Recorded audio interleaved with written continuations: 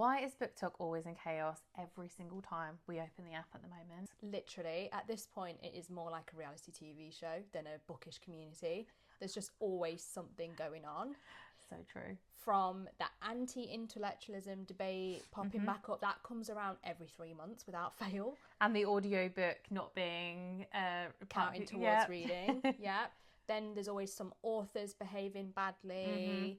There's probably... Authors behaving badly, that's literally the name of a reality TV show. The BookTok version of Geordie Shore, that is. And what did you say earlier? You know that Jessa Hastings is probably off somewhere. Jessa Hastings is definitely causing drama somewhere. That woman is always doing something rogue. Kicking off in a corner somewhere. We just don't see it anymore. But yeah, we're going to go through a few little things that are popping up in the bookish community again today. But just before that, don't forget to like, share, subscribe and follow.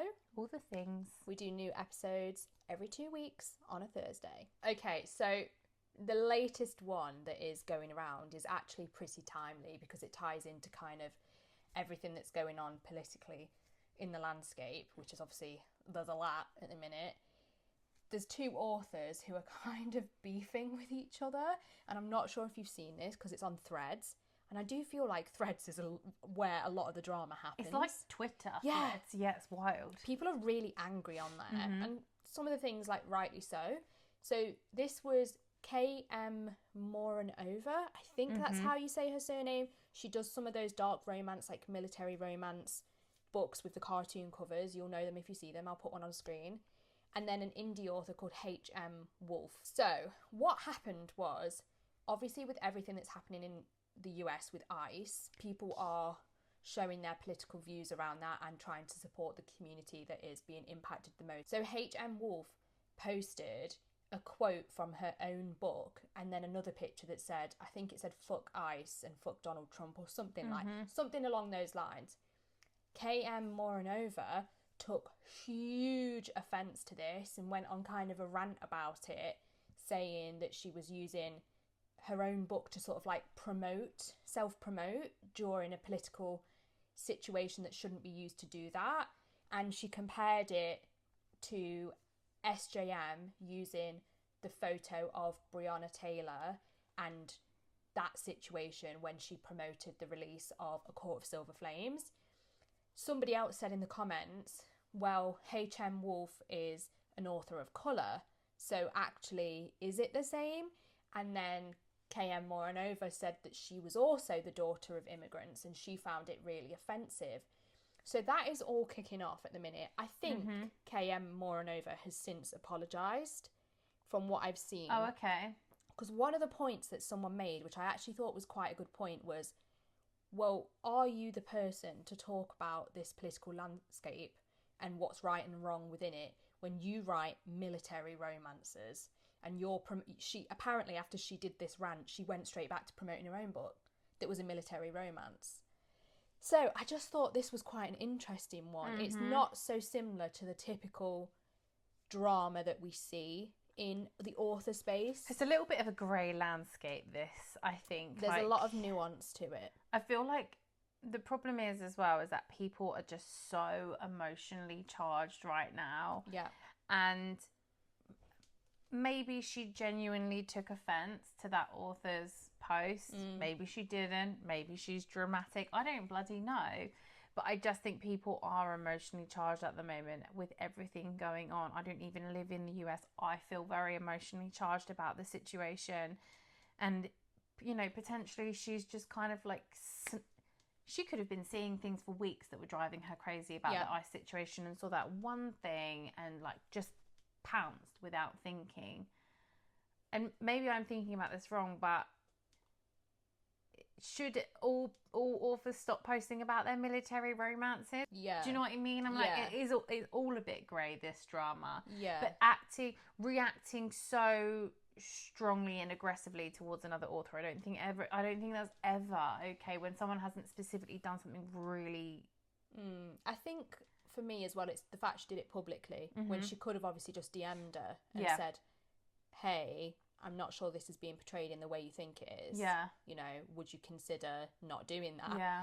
But she's obviously sort of led people to then sort of almost attack with her by making it public. And I also think it depends on the context of the book. So like if that author, H.M. Wolfe, I'm pretty sure that's her name, if the book was dystopian, then of course it makes sense to take a quote from it, because dystopia is inherently at its core influenced by politics and things like that, imperialism, whatever. So then, yes, of course, that makes sense. I personally don't think that's the same as using a picture of someone who's died at the hands of police brutality to promote your new book. I don't think that's comparable in any way. But I understand, I feel the same as you, that this is a very emotionally charged situation. People have really strong views. People feel personally affected by it, because so many people are affected by it, and they know people that are if they're not. Yeah. And it's a difficult one. But I suppose the question is, do you think authors should be more careful using real world events? Yes, definitely. I do think, and I think we kind of like vaguely touched on this with Loose before Christmas. I feel like authors and creators with influence always have to be mindful of the position of privilege and power that they have over other people's thought processes. And I think that's really important. Whether you have, 1,000 followers or 50,000 followers, you still are in a position of influence over your own community. So I think that everyone always needs to be mindful of what they're doing. But that doesn't mean that I believe anytime someone steps a toe out of line that they should immediately be cancelled, because people do stupid things and they don't always think about things in the right way. Even like with the SJM situation, I'm like, I wasn't very into SJM at that time. I wasn't really I didn't know of the news of the bookish community when that was happening. Yeah.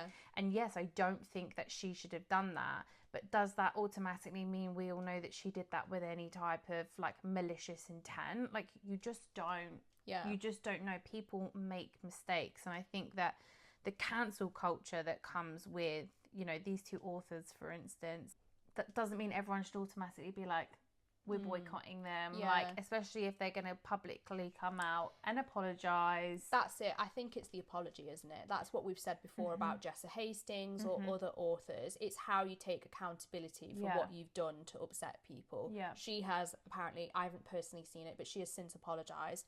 For me, that would be enough in a situation like this. I don't think this one is anywhere near as big as Jessa Hastings being racist or, any... Fatphobic. Yeah, anything, whatever she was. Down with Jessa Hastings! Like, I don't think this is anywhere near that level at all. I think this is two people who probably have had a misunderstanding and it's come across wrong on social media. And hopefully they've learnt a lesson from it. Like you said, hopefully next time that K and Moronova will think, I'm going to DM this lass. Yeah.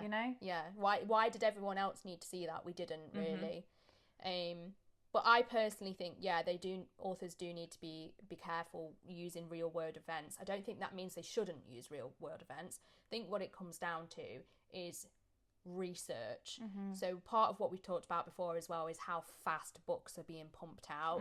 And I do think that is evident when it comes to things that have a real world reflection or real world events are in the book, because you can tell the difference between someone who has researched for years and years, like R.F. Kuang, compared to someone who has maybe written something in 6 weeks, 6 months and pumped it out. I definitely think research is key, and sensitivity readers are key, and you should be listening to those people. Yeah. Because unfortunately you can tell the difference. Like when you listen to R.F. Kuang do an interview about the sources and the inspiration behind her books, it's so comprehensive. Yeah.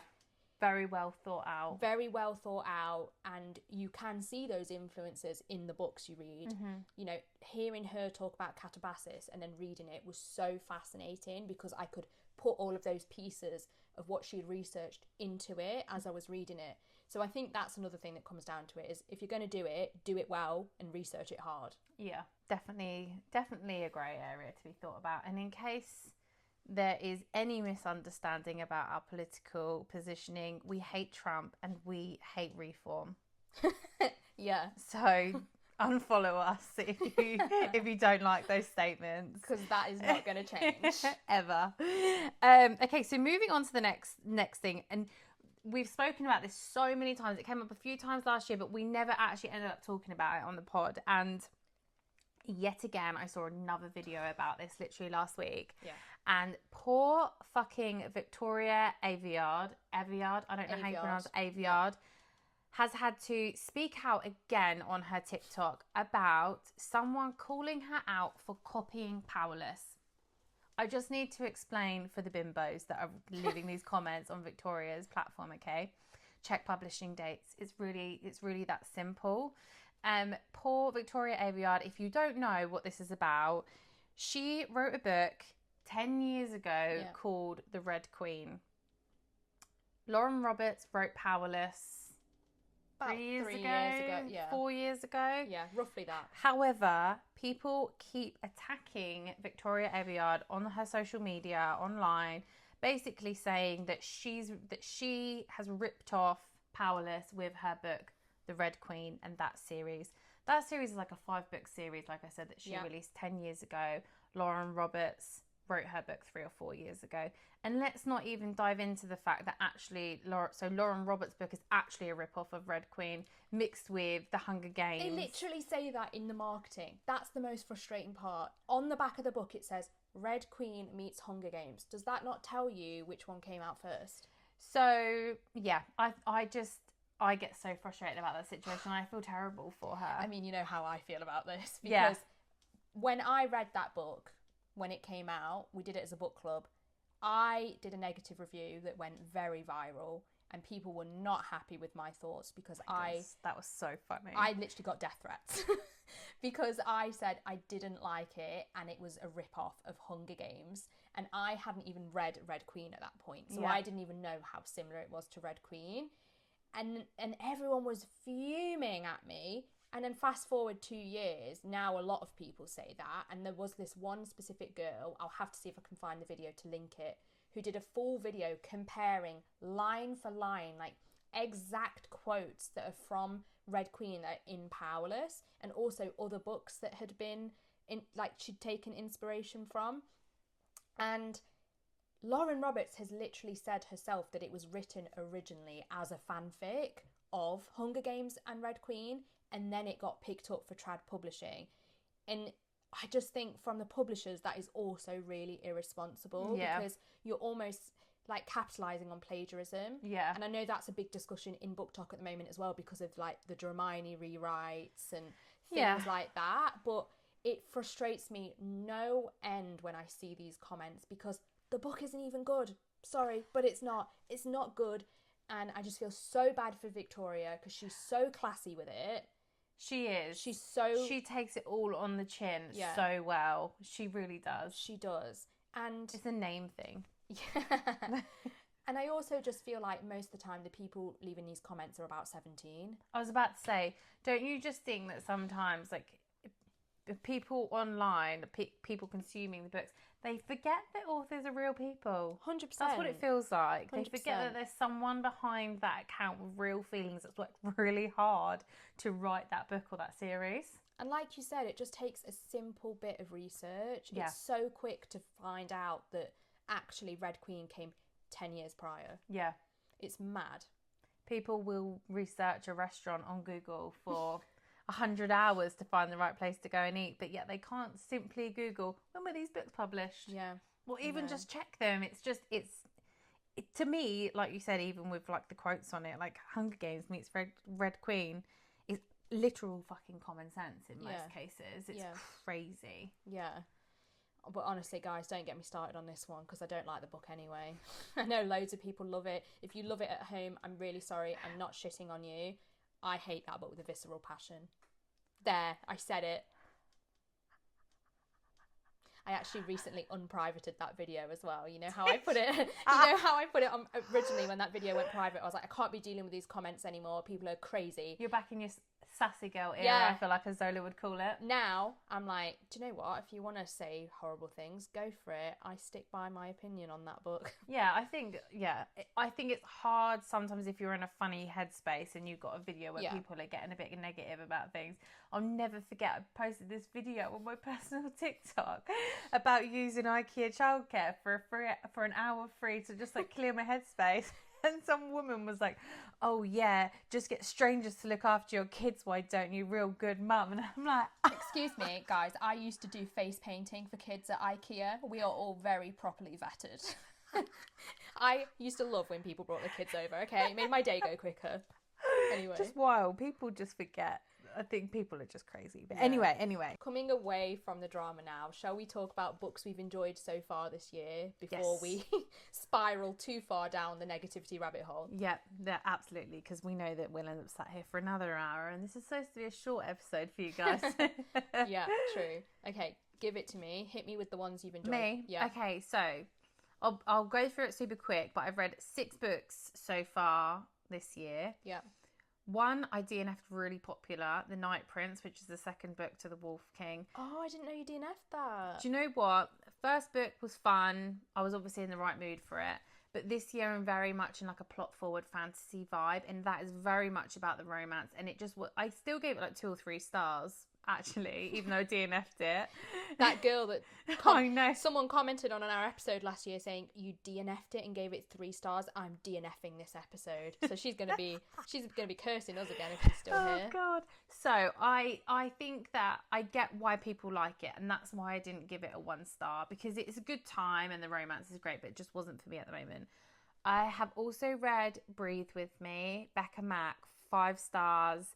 Anyone that has known me on BookTok for a long time will know that Heartless has been my number 1 romance for so long. Literally, the girls even like bound an extra copy of it for me as a wedding gift.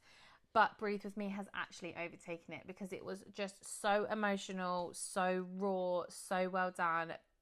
Becca Mack just did an absolutely phenomenal job of that book, like Roman Empire book. So that was fantastic. I also read Diabound, which was finally, guys. Finally, I've been telling you to read it. Really good. Absolutely understand the hype. Totally get it. Bronte was right. I fucking devoured it. Couldn't put it down. Was obsessed. Can't wait for Fury Bound. And then I also read A Scar in the Bone, which is the sequel to A Fire in the Sky, which is now a completed duology. Yep. Such a good time. Dragons, witches. That world is building out, in case you didn't know. Yes. So we're going to get more books in that universe, which I'm very excited for. I think Sophie Jordan's writing and fantasy is really easy to consume for people trying to get into fantasy. Yeah. It's just a good time. And then I also just read, go me, because one of my things for this year was to actually read some of my Fairy Loot books. And I got We Who Will Die in my Romancy subscription this year, and I actually picked it up at the same month that I got it. And it's like ancient Rome and gladiators meet Serpent and the Wings of Night. Ooh, okay. There's like people with magic, there's humans, and there's vampires. It's just a really good time. I actually listened to an audiobook, and it was done in duet. Troy Duran, who did Ruthless Boys of the Zodiac, was the male narrator in it. It's just a good time. Nothing groundbreaking. It wasn't like, you know, Fourth Wing, Diabound, but it was really good, fun time to read. Yeah. So I've had actually quite a good start to the year for books so far. And I'm also reading Heavenly Bodies, which is a good time at the moment. Yeah, you're doing well. Mm-hmm. I'm not doing so well. I'm in a reading slump. However, before the reading slump, I did read 4 books this year. So far, I have had 1 5-star read, which was If It Makes You Happy. This is perfect for 3 types of people. 1, Gilmore Girls lovers. 2, Abby Jimenez lovers. And 3, lovers of the single dad trope. Because it is all 3 of those things. So, yeah, perfect. So it's set in the 90s. And it is about a woman that moves to this small town to take over her late mother's Airbnb. That's very modern of me. B&B. And she moves next door to this single dad with 2 girls. And it is very much like if you flipped Luke and Lorelai in Gilmore Girls. The town is so quaint and so autumnal. It definitely has that Stars Hollow feeling. There's like loads of 90s music references. But the writing style is very similar to Abby Jimenez, and the romance relationship is very similar to Abby Jimenez in the fact that the love interest is like a green flag. Okay. He's such a good guy. It's just the most cozy, wholesome book. and it's also not annoying in any way. Like, it doesn't have an annoying... I'm wondering if this means I'm going to hate it. I know, I really can't decide if you're going to like it, especially because you don't have the Gilmore Girls attachment. Yes. But I love Single Dad, and I do like Abby Jimenez, so... Yeah, so I don't know. I can't work out if you're going to like it or not. I'm going to have to try it. Yeah, I mean, I gave it 5 stars, so she's probably going to give it 2 or 3, because our romance taste, as you know, is very different. I have also done Breathe With Me, like Tor. We're big Becca Mack fans. I really enjoyed this book. Was it my favourite in the series? No, but I still loved it. I still had a really great time. I still cried. Becca Mack is queen of making me cry. Yeah. And yeah, it was a great conclusion to the series. But another book that I've really loved, which is really out of my wheelhouse, was a book called Sugar Town. And basically, I just kind of read this on a whim. It wasn't on my TBR. I saw it on 99p Deals. And it said it was an Irish debut author who has been nominated for quite a few awards with this book. And it was for fans of normal people. And I had just read that 5-star romance. I tried to read another book that I wasn't really getting into, so I kind of wanted something a bit different. And I read that, and I absolutely loved it. I gave it 4.5 stars, but honestly, I haven't stopped thinking about it since I read it. Really simple plot. It's about a girl who breaks up with her boyfriend in London, so has to move back to her mum's house in like rural Ireland, where she had a difficult teenage upbringing. And then she kind of reverts back into that toxic teenage lifestyle because she's under her mother's roof.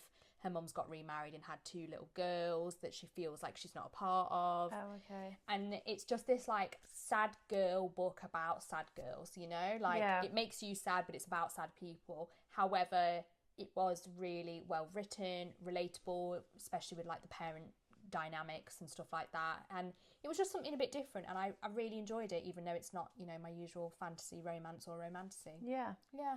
Love this for you. Yeah, so 3 out of 4 of the books I've read have been good. Nice. Yeah. I love this. So that's the books we've read so far this year. What are you excited for in 2026? I never thought I would say this, but the book I'm most excited for this year is The Knave and the Moon, which is the sequel to The Night and the Moth. I did not love One Dark Window, so the fact that I am now so obsessed with a Rachel Gillig book and so excited for the sequel is crazy. But it's just so me, in the sense it's really gothic.